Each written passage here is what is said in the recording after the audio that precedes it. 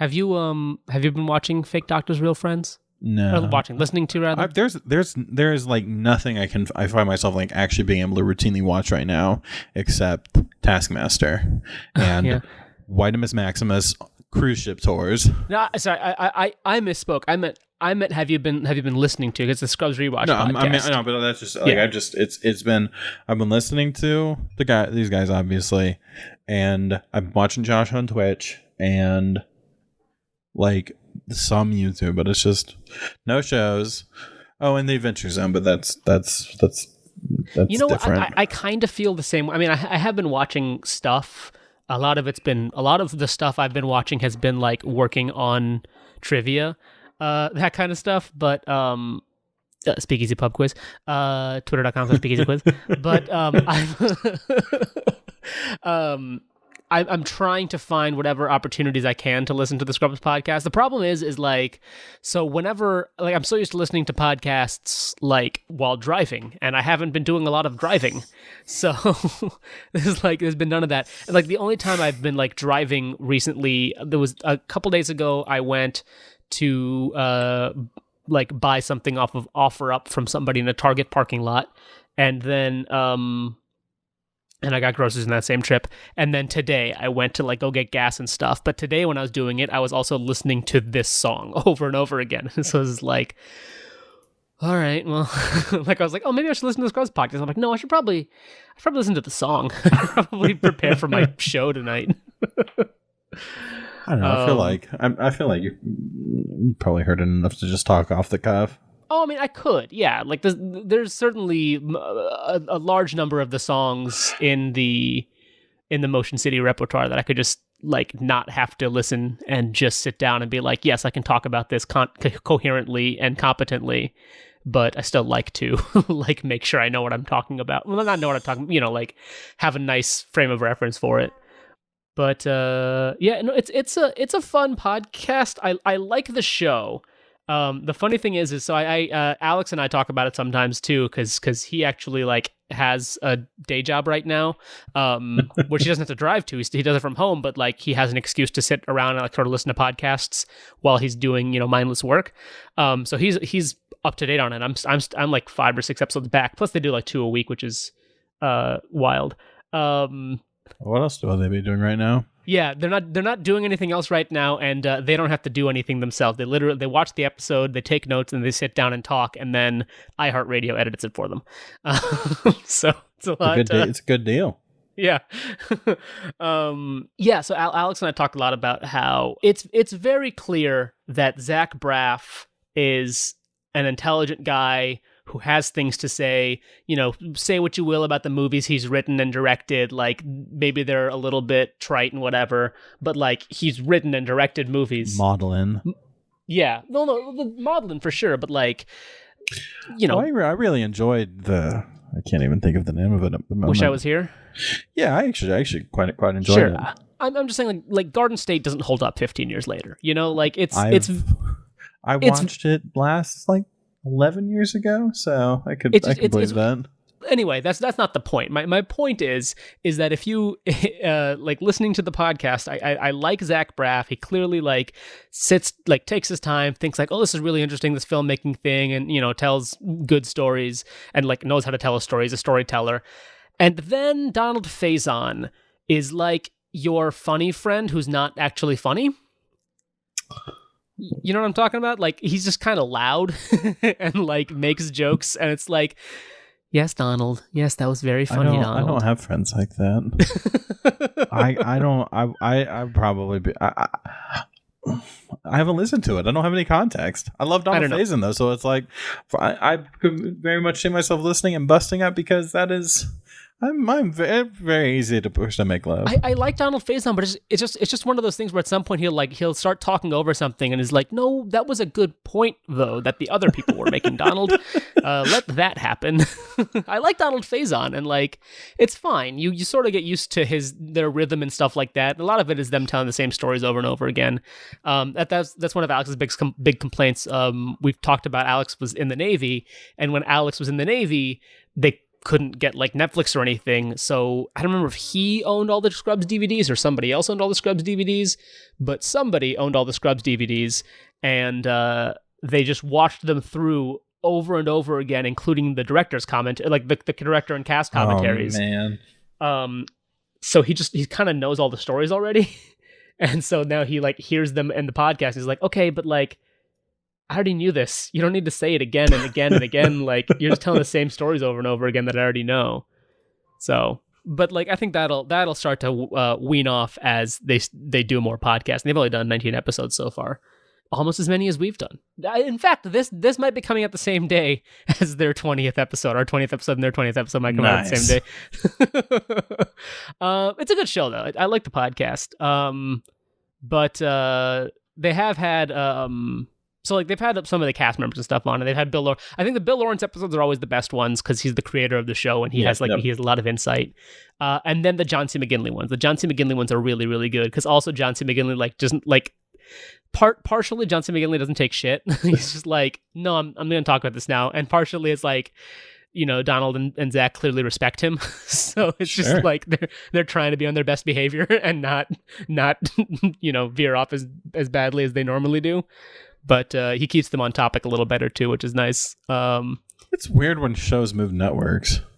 Yeah. Well, so that's what's interesting too, is because the show moved networks, but for them, nothing changed because the show was always produced by ABC Studios. You know, short of the seventh season, which effectively ended up giving it an extra 10 episodes. The seventh season was strike shortened, so it had 11 episodes in the seventh season and 19 episodes in the eighth season. So basically, yes. Yeah, I mean, short of that, I you know, unlike I think other series, I feel like, and I know there's the ninth season, a new class, and yeah, but. I like that you called it a new class. Isn't Scrubs a new class, right? No, it's Scrubs Med School. It's Saved by the Bell, a new class. I was gonna say that's for sure something. I know that's why I thought it was funny. I thought you were doing that on purpose. That's actually something they said too. Is Donald Faison was like he in season 9, they did season 9. And he looked around. He like, oh, I'm Screech. And Johnny C, he's Belding. Like, that's what's happening right now. We're the only two that stuck around for a new class. And everyone else is... That's one thing, too, is they talk about the medical, like, jargon that they had to use. Actually, one funny thing they say is that Donald Faison, like, after about a season or so, they just sort of stopped giving Donald the medical jargon, and they just made it like, oh, surgeons don't know medical stuff, which is true. Like, surgeons don't know medical stuff. Because they don't need to necessarily. So they don't really say the jargon. But part of it was that Donald wouldn't read the scripts and wouldn't get the jargon, so they just stopped giving Donald the jargon.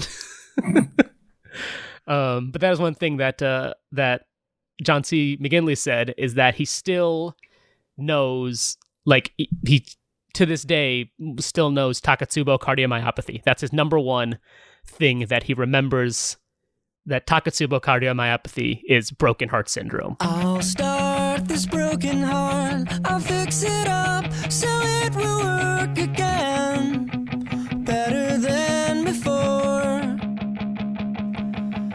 Then I'll star in a mystery, a tragic tale of all that's yet to come. With fingers crossed there will be love, but I get carried away with every day and every fantasy. Hello, helicopters, and welcome to this episode of Motion City Podcast. I am Naim Siddiqui, the host of this show. Joining me, as always, is the co-host of this show, Jacob Walden. How are you doing, Jake? Good. I didn't look up any lyrics this time. I mean, I did. Are you getting carried away with every day in every magazine or whatever? I have been getting carried away listening to Motion City soundtrack for the last, I guess, year. Yeah. Well, I mean, this podcast has only been 6 months, but the 6 months preceding, presumably, as well. And then some. And yeah, well. And then some. Carrying away for a decade. The loneliness right? building with each passing day. I mean, really. you know what? That's not bad. Loneliness is building with each passing day. I know you live in a home with the loneliness of no baseball. it's also true, but like God. I live with my parents, but I'm getting tired of being without other human contact. In fact, so my parents were going to downtown Chicago today, like just to have a day out, Sure. be outside, like, you know, with masks on, whatever. Yeah. And they were like, "Do you want to come with us?" And I said, "Yeah, sure, I'll come with you. That's fine." And then a day or two ago, they were like, "So you're coming with us downtown, right?" I'm like, "Yeah." And then I was like, "You know what? Actually, no. I'll stay home. You go downtown. Then we'll get like a day apart from each other." Because we're like, not that I hate spending time with my parents. It was like, let's take I live here. We're always spending time together. Let's take one day where you get a day without me, I get a day without you, and that'll be healthy for us. So I hung out at home all day and ran a couple of errands and listened to this song and did some video editing and stuff. But yeah. So that was my day. This song, Jake. First of all, I want to start by saying this song absolutely slaps. For sure. This is This is one of the. Did I put this in the primer playlist? I think I must have. If I didn't, then I made a mistake, because this is one of those songs where you can hand this to somebody and be like, "Here is a Motion City soundtrack song. If you do not like this song, you will not like this band." And listen, I get it, but you're wrong.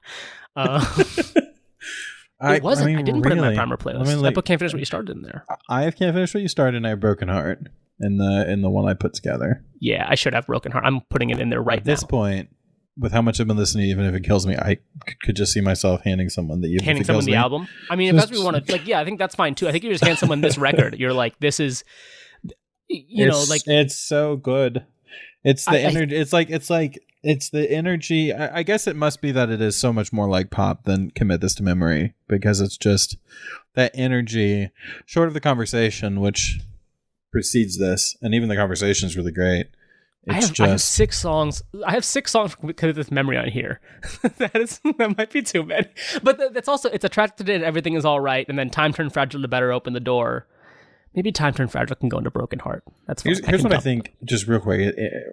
With my view of "Commit This to Memory" is because you go from "When You're Around" to "Resolution," and I really like "Resolution," which I messaged you the other day. Like, boy, I like this, but it's an immediate slowdown. Whereas with "Even If It Kills Me," you go from "It Had to Be You," keeps up the energy. "Last Night" keeps up the energy. "Calling All Cops" can't finish what you started. Then it's the conversation, which slows, and then "Broken Heart," and it's just fully back on for the rest of the album.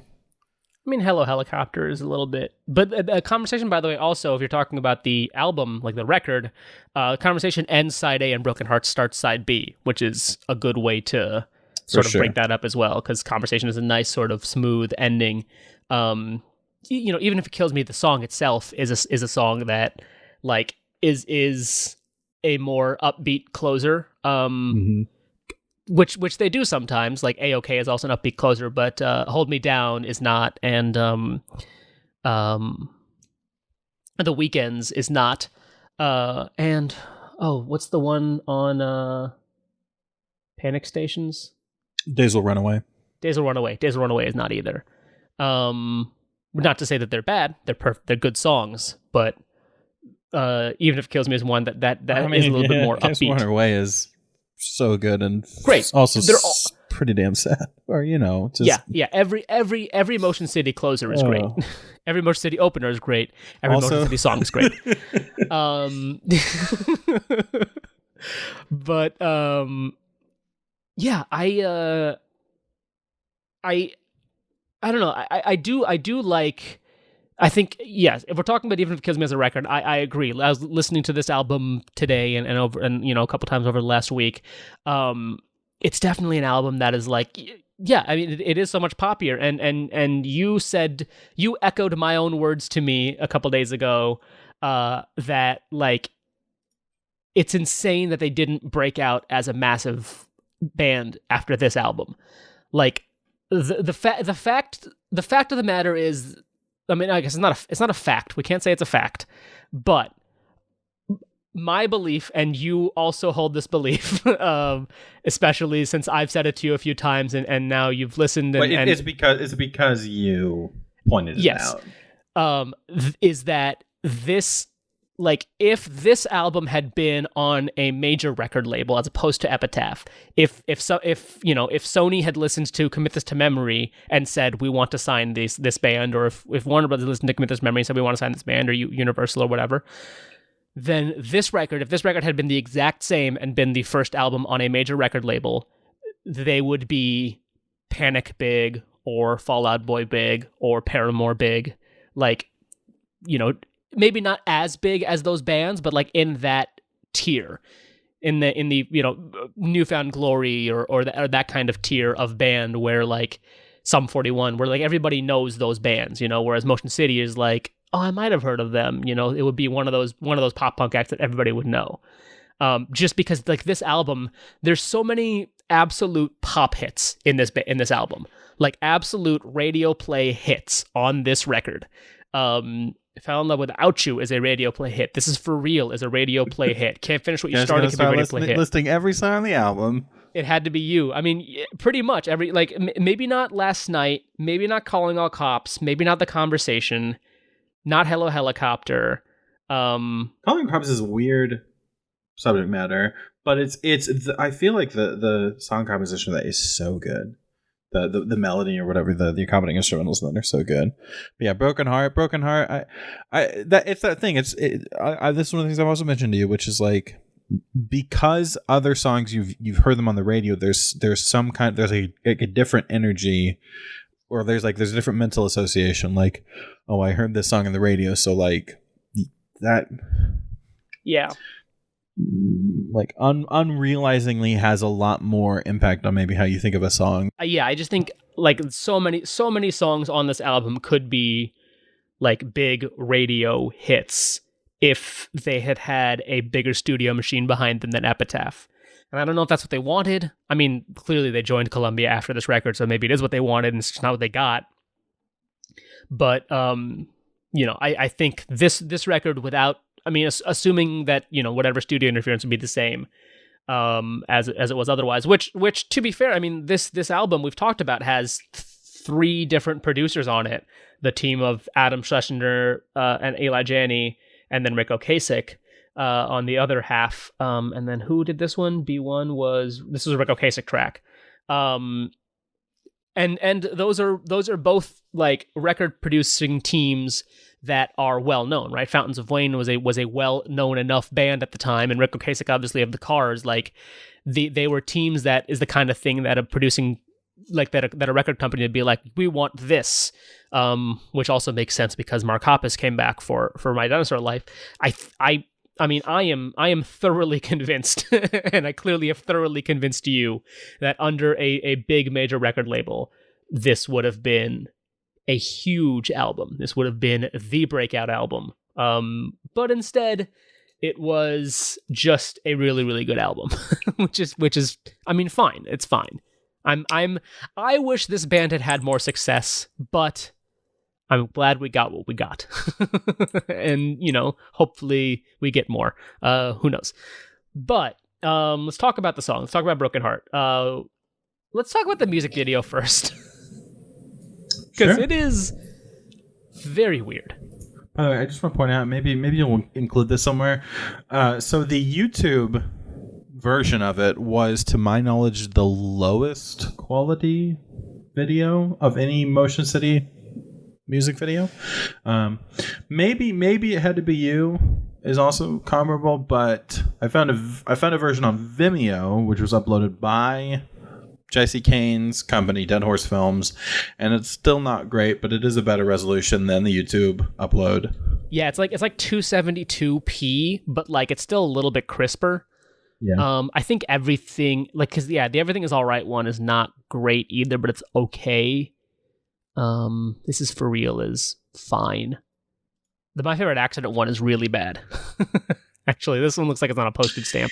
This one might be 144p. Yeah, that is a good point. My Favorite Accident is pretty. Yeah. But yes, the Broken Heart music video. It's on. If you just look up on Vimeo, Motion City soundtrack Broken Heart, There's that one, the one for True Romance, I think, and the one for LG Fuad are all on Vimeo from the production companies. I believe LG Fuad was also Jesse Kane's company, and then True Romance might have been something else, or the other way around. One of the two. I definitely think True Romance was Jesse Kane.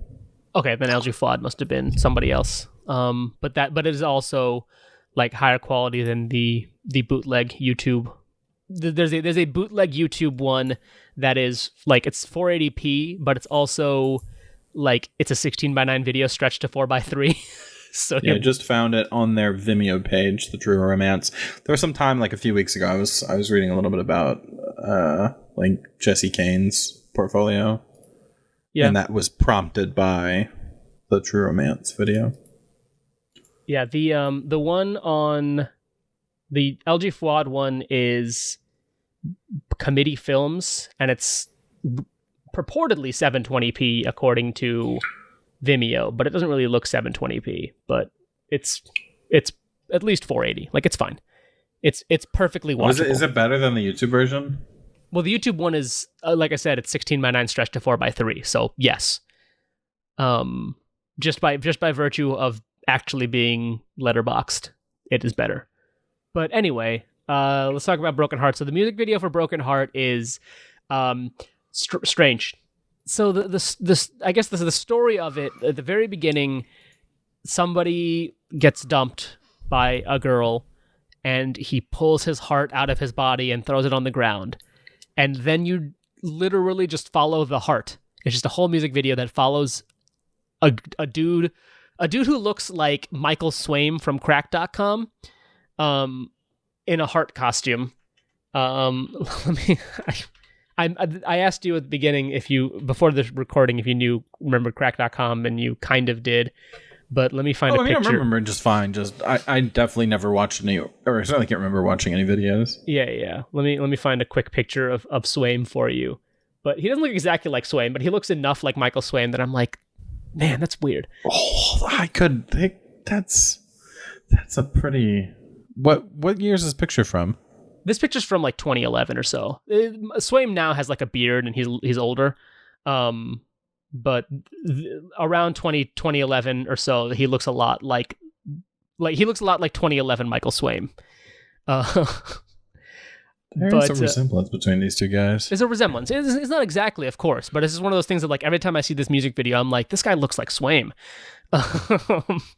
But anyway, so I guess the heart like goes through and like feels better.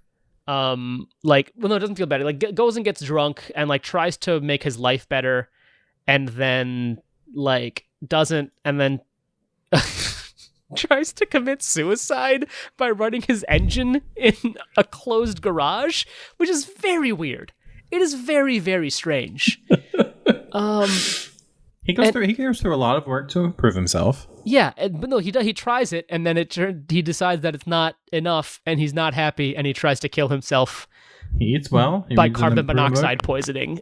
He does yoga, and then he's in a hospital next to a little girl, and donates himself to the little girl because she needs a heart transplant. She looks. I also said this to Jake before the show. I'm pretty sure, just based on like no research, just based on the way that she looks a little bit like them, that I think that's Josh's younger sister. Very well could not be. I don't even know if Josh has a younger sister. But the fact that Jesse directed the video, the fact that Josh is in the band, the fact that like she looks a little bit like Josh, I think it's their younger sister, but I have no idea. She does. She looks like Josh. Looks like them, yeah. But that's the other interesting thing, right? Is that like none of the band is in this at all. Justin is in it very briefly on the TV in his bedroom. Is he? Okay. Well, it's the Beardicus. So Justin has a small cameo in the music video, but like very small. You know, like his face is like it's prominently, though briefly, on the screen and of course there is the record when he plays it at the bar. Right, yeah, he plays the song at the bar. Yeah, that is true as well. But like for the most part, you don't see the band. It's just a Dude, full. The more I look at this guy, the more I think this might actually be that guy, Michael Swaim. It's definitely not Michael Swaim. I could tell you it's not Michael Swaim, but it does look a lot like Michael Swaim. Especially because I'm pretty sure this would have been shot in Minnesota. But yeah, it's having a story music video isn't that like crazy. Here we go. It's Nels Lennis, according to Wikipedia. He also appears in the video for LG Fuad and the Justin's short film Karen. Yeah, that's that guy, I guess. Yep, from Forest Could have just Lake, looked up the damn Minnesota. Wikipedia article. He's the mailman in LG Fuad.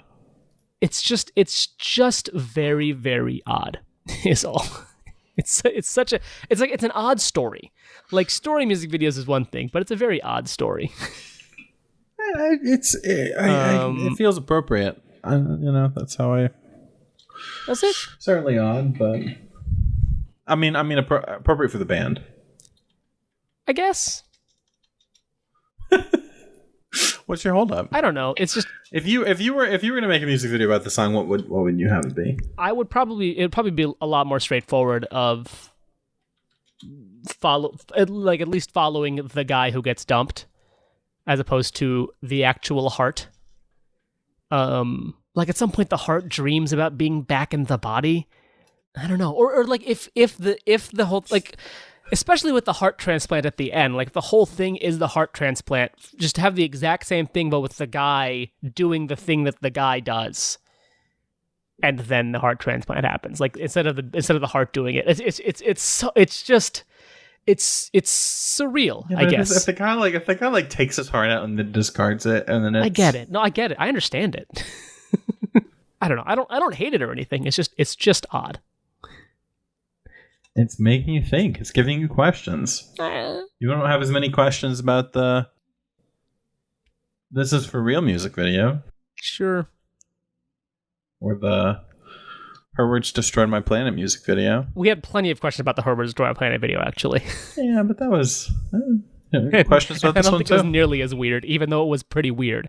Like, that's the thing, right? The Her Words video was weird, but it wasn't like crazy weird. Whereas this one, I think, was just like, this is weird. This is a weird video. It's a very weird video. But of course, I feel like how many music videos, if you muted it, which is what I've been doing the past long enough to watch this several times on mute, like how many music videos would become very strange if you just muted the music? A lot of them, most of them, all of them. I mean, sure. Well, here's the thing, right? Is that a lot of them would get a little weird, but I feel like 90% of the time, at some point, you will see the band playing music.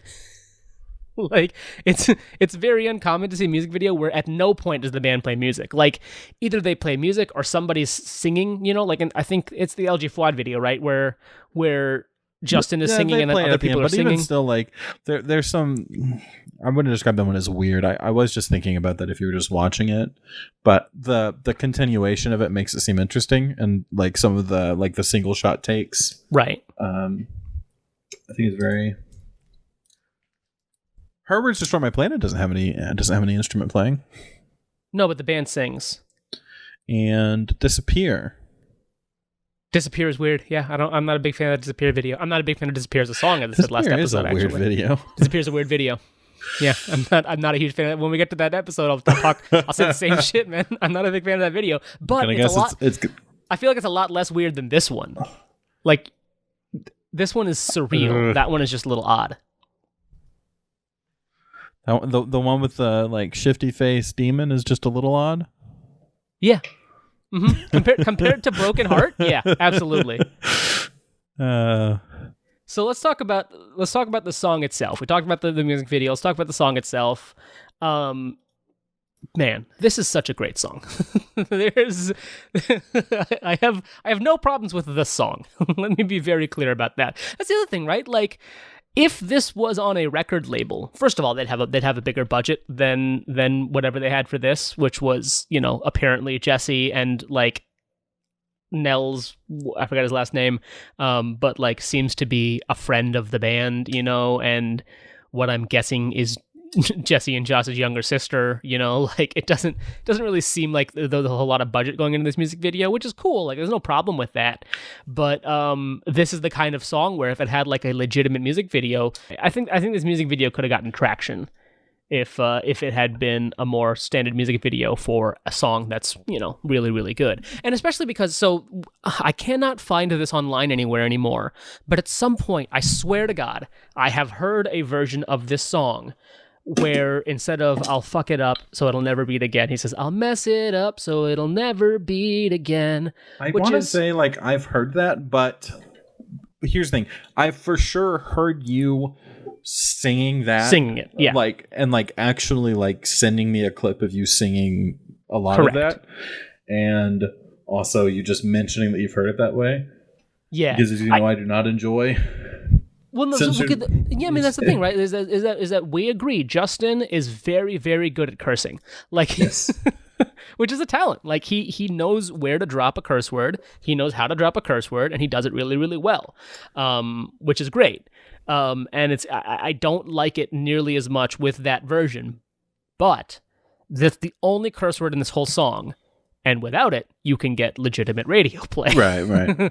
Which is, you know, what this song would have gotten potentially with a bigger record label. I don't want to harp on the record label thing too much, but but that's certainly like, you know, that's probably why they did it, because they knew this was a song that could do really, really well if they just dropped that one curse word out of it. And there's a reason that, like, you know, because there's other songs that I've heard clean. I talked about, I think at some point I must have talked about the fact that the first time I heard Commit This to Memory, it was entirely censored. And that includes, like, LG Fuad, which I first heard as Let's Get Up and Die. Which is, you know, weird, but, and like, you can't play that on the radio. You know, you can't play Let's Get Up and Die on the radio. But you can play Broken Heart with one word changed. Especially, like, you can play that on pop stations. You can play that on whatever. I was going to name a local St. Louis station, but nobody would care. Y98 FM, Z1077. I absolutely can hear Broken Heart having been played on Y98 FM in 2007. I for sure can imagine hearing it on the radio. Yeah. But yes, I know that version exists somewhere. It might be on, like, my old laptop or something. But like I've heard it accidentally a couple times, and I've never like saved it, and then I go back and I'm like, where is this fucking version?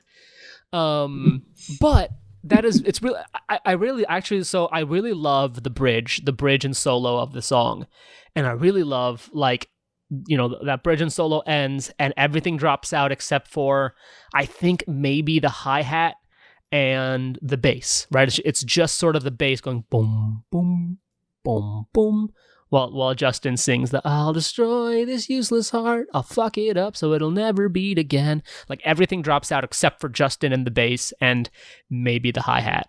And it works really, really well. I really, really like it. As soon as you brought up the music, it just made me want to listen to it again, because I didn't actually make any notes about it. I will talk what I do remember, which is that I watched just before we started recording, the Tony drumming. And I like this song feels like one of the ones where he is most in the accompaniment rather than, you know, doing any.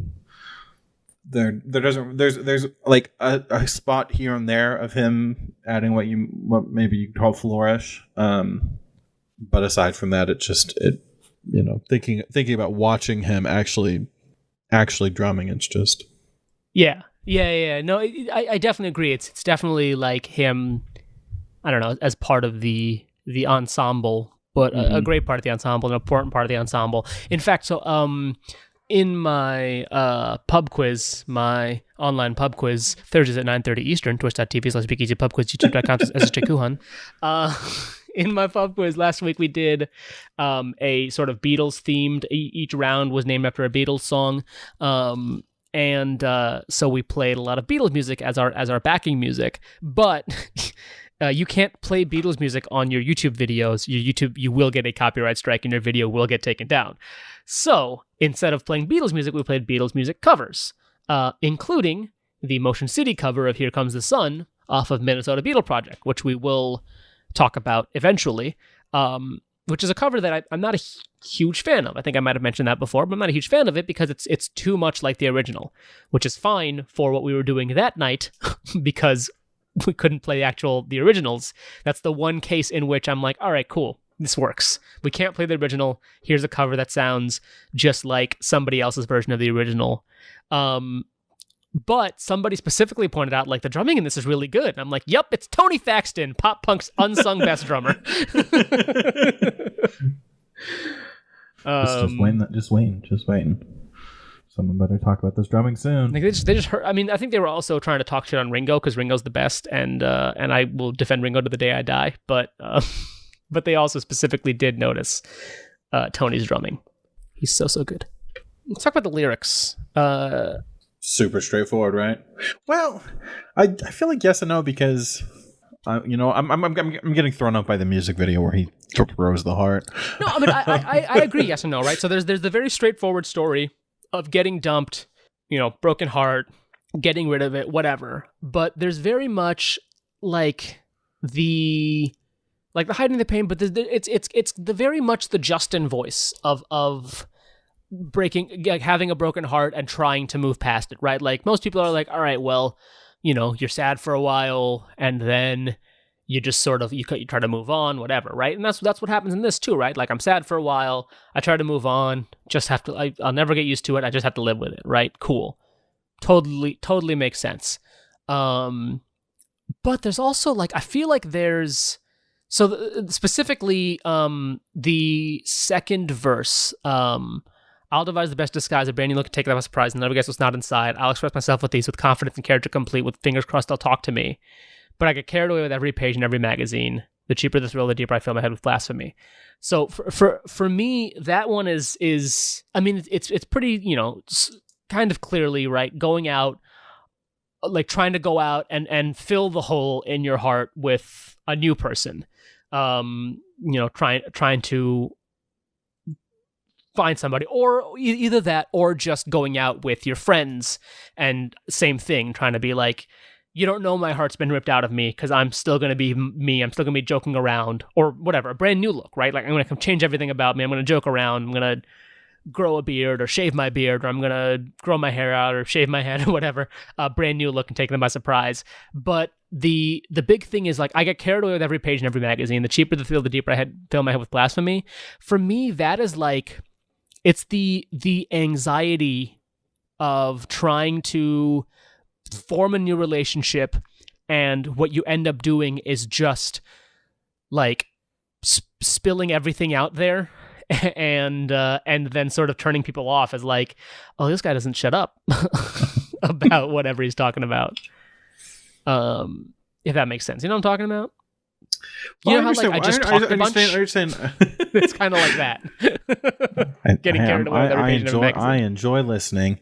I know you do, but I'm just saying like it's that kind of concept of like at some point. Well, I understand what you're saying, which is spelling it, but it's normal for him for Justin to talk around an idea and say some clear things about the idea while also maybe having some ambiguity. So on the surface level, you can say straight up, got dumped, doesn't want to be alone, wants to be in a relationship, and then it's all the accompanying, like, what exactly is he saying here? But I get carried away with every day and every fantasy. The deeper the wound, the harder I swoon and wish that was me. Is he watching a couple? Is he wishing he was in the couple? Watching rom-coms? Yeah. I don't. The deeper the wound, the harder I swoon and wish that was me. That's.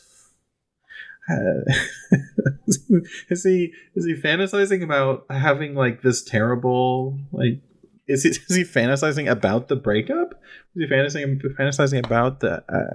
I don't.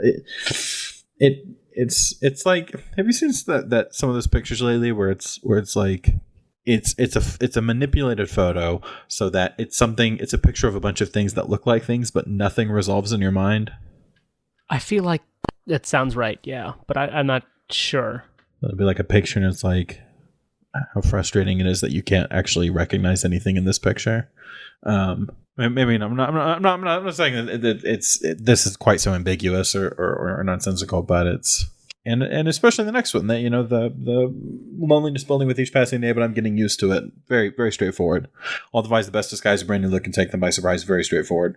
Putting on a different airs, trying to become a different person. Very, very straightforward. But through with fingers crossed will talk to me. Very straightforward. But I get carried away with every page and every magazine. Cheaper the thrill, the deeper I fill my head with blasphemy. This kind of makes me think of Pulp Fiction and like Pulp Fiction magazines. Sure. But also the cheaper the thrill, the deeper I fill my head with blasphemy kind of makes me think of like Playboy. Makes me wonder about if this is all, this goes back to the line about fantasy, about how much of this is imaginary. And then it goes into so much to say, but no words to convey, which is more obvious, I think, which is just you have a lot to say, but you can't say it. And that's very recurring. That idea is recurrent in his lyric writing. Yeah. And the last one too, I get carried away with every phrase made up malady. Longer I hide behind these lies, the more I disintegrate. Like the longer I try to pretend that I'm happy, the less happy I am inside, right? Yeah. Like, because I'm just like, part of it is that you just gotta kind of talk about it, right? So much to say, but no words to convey the loneliness building with each passing day. Sure, but you just kind of gotta make it happen. And of course, that line immediately connects with a music video, which is he's reading the book, trying to be happy, trying to do everything to be happy, and then at the end he's not. He disintegrates. True. Yeah, that's a good point. Maybe the music video isn't. Maybe I should give it a little bit more. I was thinking as we're talking about this is like, since this is Jesse Kane talking with Justin, the music video might be in some ways like a very an analogous interpretation. Oh yeah. I mean, I'm sure Justin had plenty of input because I mean, Justin's a filmmaker too, right? So like, I totally buy that. Like, that maybe Justin even like came to Jesse with the idea, like, okay, here's the idea, here's what I would like to see. Now can you direct it? But like, I wouldn't be surprised if Justin like wrote this action. I wouldn't be surprised if Justin was on set. I'm actually more surprised that Justin didn't direct it because he's not in it. Like, it would make sense for like, besides obviously the little cameo, but like it would be fully reasonable for it to be like, all right, well, I'm not gonna be in the video, I'll just direct the video. But whatever, he didn't. And then the reversal at the end, you never get used to it, you just have to live with it, which is, I think, a really, really good reversal of, I'm getting used to it, you have to get used to it. I'm getting used to it, you have to get used to it. You never get used to it, you just have to live with it. Like, I totally get that as like a response to a broken heart, right? And maybe part of it is people like telling him, right? You gotta used to it, get used to it. Damn, this quote on Genius is actually really good. The person who wrote Petrichor at dusk. Petrichor at dusk. There That's it is. Like is that the smell of water suspended in air, like after a rain? I believe that is correct. Yes. So he says, by the ending of this song, the narrator, Justin, contradicts his earlier statements while perhaps mimicking the song's syntax. After having been consumed by fantasy after fantasy with each verse, he realizes by the end that he was wrong about loneliness. You never get used to it, you just have to live with it. It's maybe universal truth, but it also has specific meaning in the terms of the song's theme. As a result of his constant fabrication of his identity, hide behind these lies, in which he fantasizes about unattainable perfections, he becomes more, not less lonely, as if reality is slipping away from his false persona, the more I disintegrate. The underlying message is clear. The only way to become less lonely is to stop fabricating romance and sex, e.g. porn, magazine, movies, like you said earlier, cheaper the thrill, deeper I feel my head with blasphemy, and instead try to break away from that world and live in reality. God damn, it's so good. I think damn, Petrichor, you nailed it. Petrichor at dusk, if you're listening to the show. that is a killer. God. So email. We'll have you on the show. Email us, motioncitypodcast@gmail.com, motioncitypod@gmail.com. I forget what it is. At Motion City Pod on Twitter. Hit us up. I think it's motioncitypodcast@gmail.com as well. I think it's what we said as well, right? It's pretty much, it encapsulates what we said in maybe a little bit more concise or more accurate language of that's sort of what's happening, right? Like, you're building up these walls and realizing that in building up these walls to try to protect yourself from another heartbreak, you're just disappearing behind that wall in a lot of ways. Is there anything good on song meanings? Song meanings has to have something for this one. Surely. It's got to be something good on song meanings. Maybe it's about someone who broke his heart and now is trying everything to fix it. All sorts of dates and putting on a self-confident front. Thanks, song meanings. Maybe the song called Broken Heart's about a broken heart. About a broken heart. It's about that phase that you go through right after you've been broken up with. It's hard because everyone tells you just have to get used to it, but you just don't. Fantasize about being happy. In a kind of delusional way, you try to hide how you feel by putting on a confident expression or changing how you look. And then you try to find a way to get rid of the pain. And in the end, you just end up angry with yourself. Yeah. I'll say one thing about this song is something that I say a lot about Motion City is the difference between the lyrics and the musicality. So it's one of those songs that's got very, very upbeat music and very, very somber lyrics. You know, like you could take this same song, put it in the minor key, and it makes potentially more sense. But it's one thing that I've always loved about Motion City is that you get this song that absolutely slaps. But then you think about it, it's like, yeah, man, this dude's fucking sad as hell. So yeah, actually, with context of the petrichor statement, now I'm thinking again. Even the deeper the wound, the harder I swoon is not ambiguous like I thought it was, but actually very straightforward. I mean, getting carried away with the fantasies and just wish that you were back in the fantasy that you're getting carried away with. The worse the breakup, the more you wish that it was happy. Well, no, actually, the deeper the wound, I was thinking of the worse he feels, the more he turns to the vices. The more he turns to the fantasy, the porn, the magazines, that sort of thing. But that is I thought, are you talking about the deeper the wound, the harder I swoon? Or are you talking about the cheaper the thrill, the deeper I feel? I'm thinking, that's one thing that always kills me about this song is when I'm trying to sing along and I was like, shit, is it Day or is Page here? Which one is it? Is it Cared With Every Day? Like I always mix those stanzas up. The deeper the wound, it's the worse he feels. Right. Could be the worse he feels, the harder he responds to, you know, the fabricated romance. But yeah, like I mean, this is an eruption of what you were saying, which is sad lyrics, super pop beat. Yeah. I also, by the way, about the lyricality, we love when Justin uses words like blasphemy and malady. That just kind of work.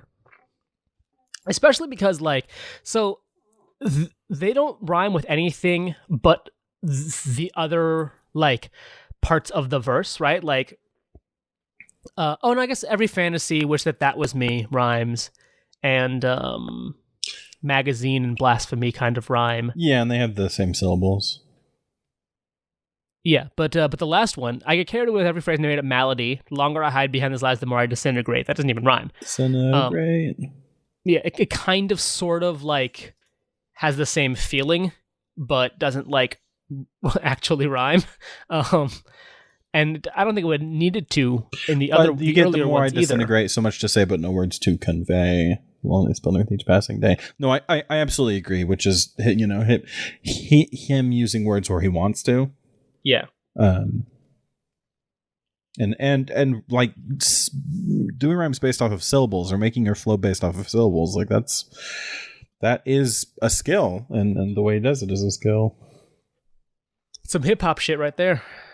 It's a lot more common in hip hop than it is in for sure in pop and rock, which is where Motion City lives. But it's really good when it happens. All right, so let's talk about covers, which, you know, it's like 70% of the fucking show. Found a bunch of good covers for this one. I wasn't surprised because this is one of the bigger songs. I totally forgot to look for this one, but I did find it. It is, I I couldn't find an 8-bit cover for Jake, but I did find my favorite, Sparrow Sleeps. So here is the Sparrow Sleeps cover of Broken Heart. Once again, if you haven't listened to the show in a while, I don't think we've had a Sparrow Sleeps cover in a while. We did have one in the Paramore episode, but I don't think we've had one in a while for Natural Motion City songs. So Sparrow Sleeps is I think it's one guy, maybe two guys, and it's pop punk covers as like as lullabies on like the glockenspiel. Sparrow's the name of the guy's daughter. So here is Sparrow Sleeps, Broken Heart.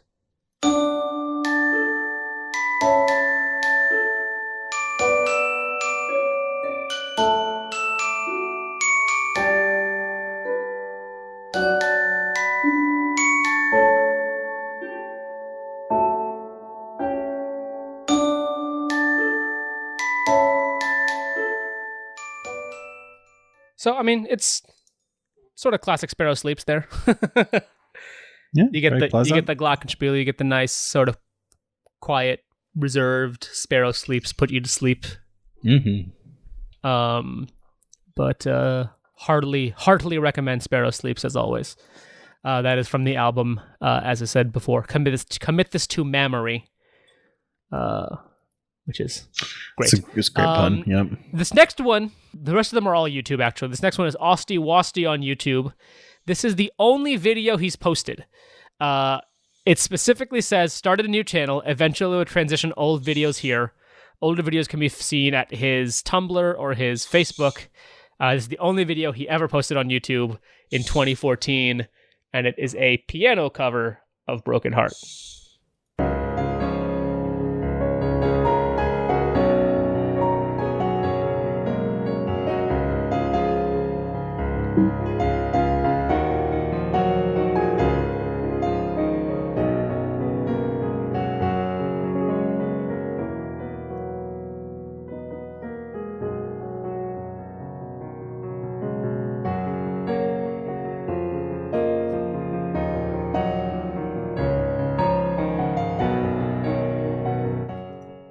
I wish I could play piano.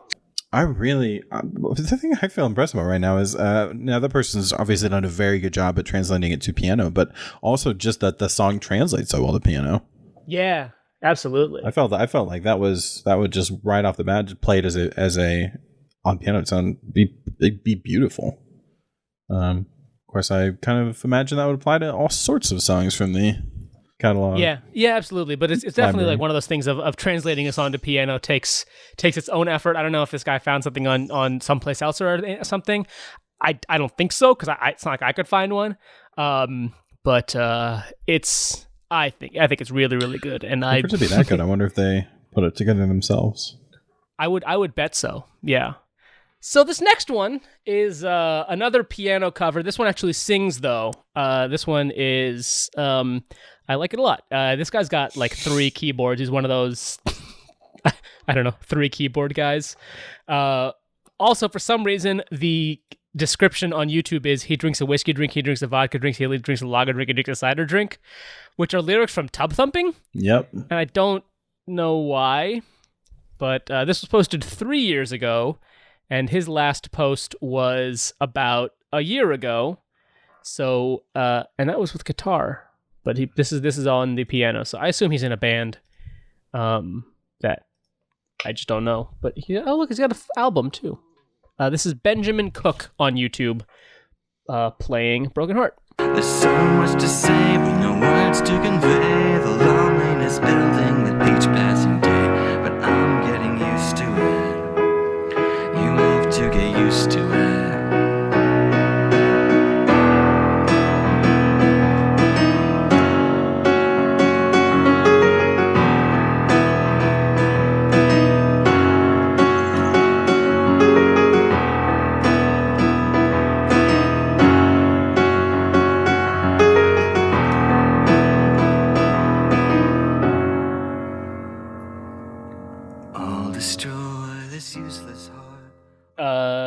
Again, very, very good on piano. I wanted to make sure to get the sort of solo part in there too, alongside him singing.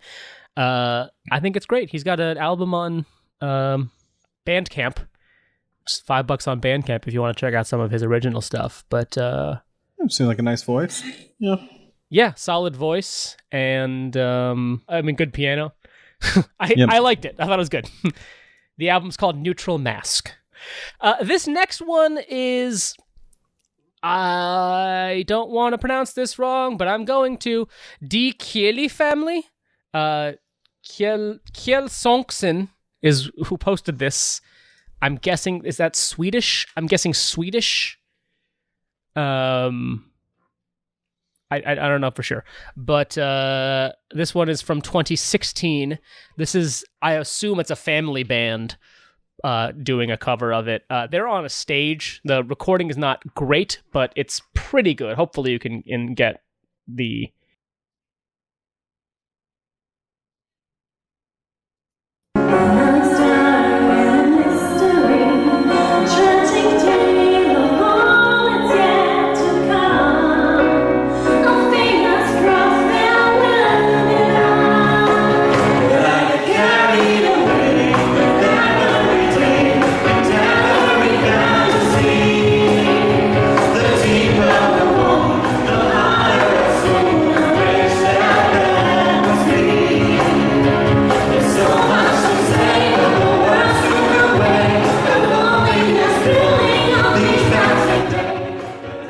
I mean, it's a very competent cover, I think. It's just, it's good.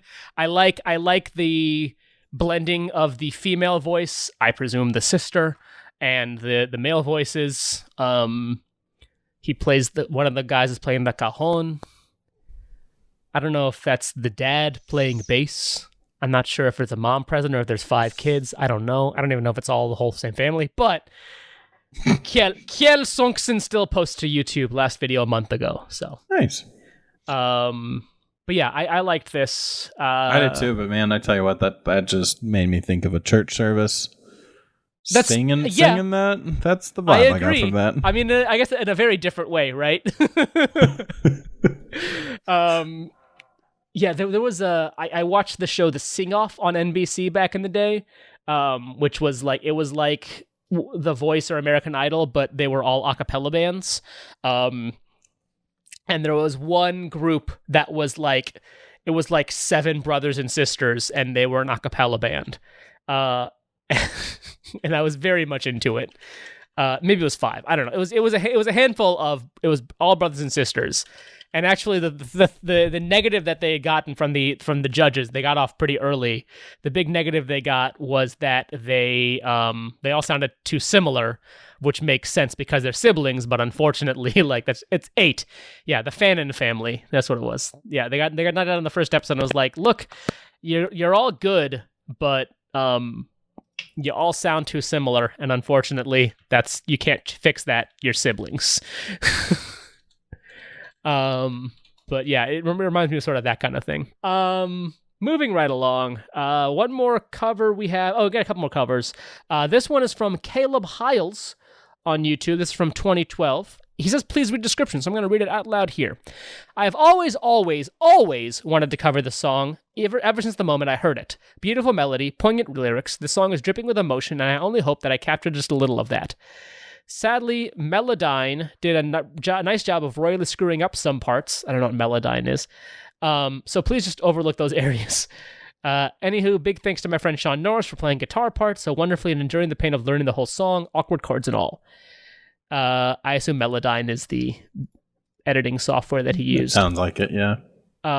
So here is his cover here of Broken Heart.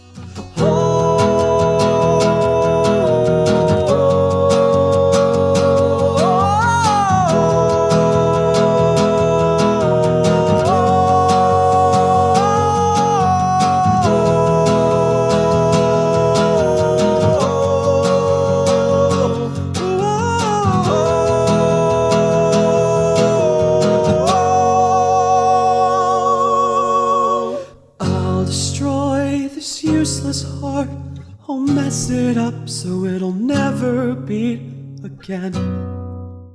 There's that mess it up. Which this is not the version that I was talking about, but there is somebody covering it clean. Very, very excellent voice. This guy is not only still active on YouTube, he has 1.29 million subscribers. So this guy's legitimately like got a following on YouTube. He posts like every week. Does a lot of singing and stuff. We should get him on the show. This guy we should get on the show. I'm going to legitimately hit this guy up to get him on the show. Do it. Yeah, it was a very, very interesting cover. I liked the good voice, obviously, as well. Yeah, great voice. I like how, I mean, it makes sense that he wanted to do the solo, but he couldn't actually sing the solo part. So, I mean, he couldn't play the solo part, so he just sang it. He's also got covers of Happy Anniversary and The Conversation, so maybe we'll have him on for one of those. As well as he did an album impressions on Go. I don't know, this guy is apparently legitimately YouTube famous. So, cool. I'm a fan. He did Dead Mom from... What did he do? Some other Beetlejuice songs? I like Beetlejuice. He did some Steven Universe songs. I feel like this guy and I might be kindred spirits. All right, that was Caleb Hiles. If I'd realized this guy was famous, I would have... Oh, no, that's not true. Because this next guy is Patty Walters. This guy has 446,000 subscribers. He hasn't posted in 5 years, but he is in a band called As It Was, I think, that like is on a label. As It Is. There it is. As It Is a band. And they they're on a label. They just released an album last year. They have an EP last year. It was 3 EPs last year, and they have like 3 albums. So this is what's his name again? Patty Walters. This is his cover of Broken Heart. And I'll destroy this useless heart. I'll fuck it up so it'll never beat again. Not just for me, but for anyone. But I get carried away with every phrase and made up melody. The longer I hide behind these lies, the more I disintegrate. There's so much to say, but no words to convey the loneliness building with each passing day. What song is it on? Even if it kills me, that uses a xylophone or glockenspiel. Is there? I mean, so this is, I think the whole acoustic EP does, and we didn't talk a lot about the acoustic version of this song, actually. I don't know if there's anything particular to talk about. Let's see, because Jesse plays, because it says Jesse plays the glockenspiel on this record, but I don't know if that's only on the acoustic or not. No, there was definitely, because I was listening to it earlier. It had to be you, maybe? Yeah, I think it is. It had to be you. Yeah. Is that the only one that he plays it on? I can't say for sure. Because I feel like I was thinking about it and thinking like, man, I really like it on this song, but I'm glad that they didn't. It was several things. I'm glad they don't do it on like maybe just that one, because I feel like if they used it even on possibly 2 songs, it'd sound overdone. And then I was thinking about this thing that Gorillaz did on the Humans album with like a car honking sound that I actually really liked when they did it on like 2 songs on it. Yeah, no, I mean, I like the glockenspiel on the acoustic version of this. I mean, he did a pretty solid straight cover of the acoustic version, but it's good. I mean, it's really good. I like his voice. There's a reason he's the lead singer of an actual band, yeah, for sure. like an actual rock band. I mean, he's posts on Twitter still. He hasn't posted, like I said, he hasn't posted on YouTube in 5 years, but he still has a legitimate rock band, so verified on Twitter and all that. I can't believe we didn't talk really at all about the acoustic version. What's weird is that there's definitely a string arrangement in the acoustic version, but it's not credited in the on the record. It says violin on Fell in Love Without You by Kieran Smith. It says strings on Hella Helicopter, arranged by Eli Janney. So I don't know if the strings on this acoustic song in the acoustic EP are actually strings or are just like a keyboard on string mode, I'd buy that too. But they're good. I like that there's strings behind it. And also on the acoustic version, backing vocals from Corin Louise Visocci from... Oh, I had it open in a tab and I closed the tab. From the band The Hard Lessons. It's a husband and wife band, and they've toured with Motion City before. All right, this last one I have is from this guy's got around 3,000 subscribers. It's another acoustic guitar in his bedroom one. This is from a guy called Justin Courtney Pierre. Just straight up, literally playing his acoustic guitar in his living room, which is great. Here's Justin playing Broken Heart in his living room.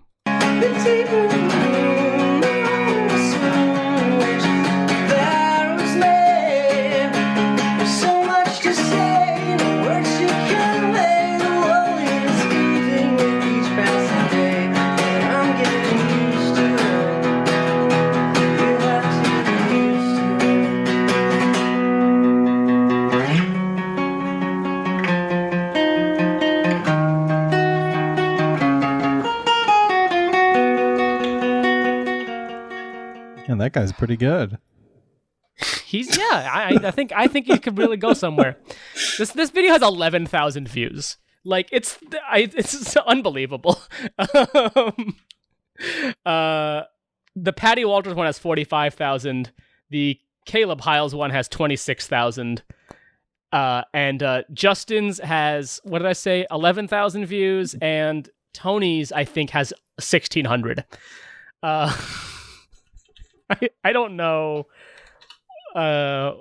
It's criminal. Yeah, Tony has two of doing Broken Heart on YouTube. One from his new channel and one from his old channel. The new one has 1.6 thousand.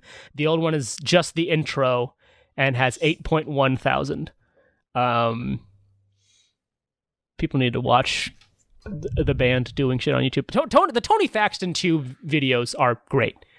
Like, if you just want to watch somebody play drums, there's nothing better than watching Tony like put on a fucking clinic playing the drums. It's so good. Yeah, there's so many videos, and there's so many videos, and I think the most viewed one has like less than 2,000. It's When You're Around. Yeah.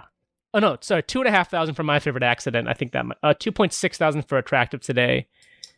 I think on his newer channel he doesn't have Time Turned Fragile, but on his old channel he does, and that has 19,000 views.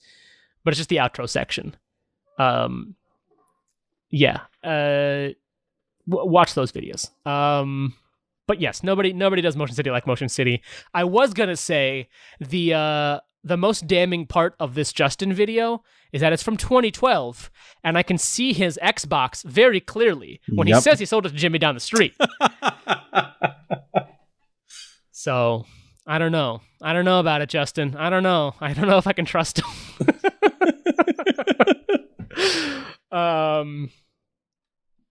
Yeah, I guess let me play a little bit of the acoustic version. We can talk a little bit about the acoustic version. So this is the official acoustic version from the acoustic EP or from the 10th anniversary record. So this is Broken Heart acoustic. Building with each passing day, I'm getting used to it. You have to get used to it.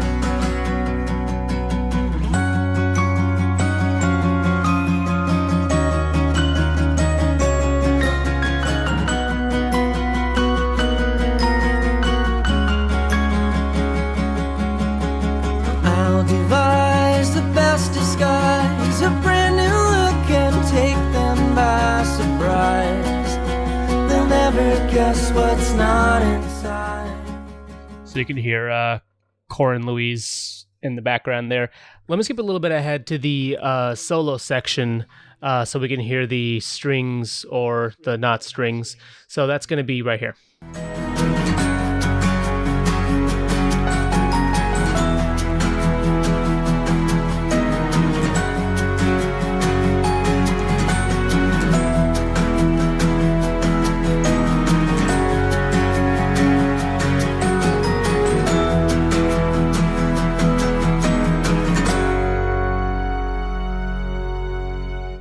So, hearing it again, it seems clearer to me that I think it is strings being played on a piano or on a keyboard.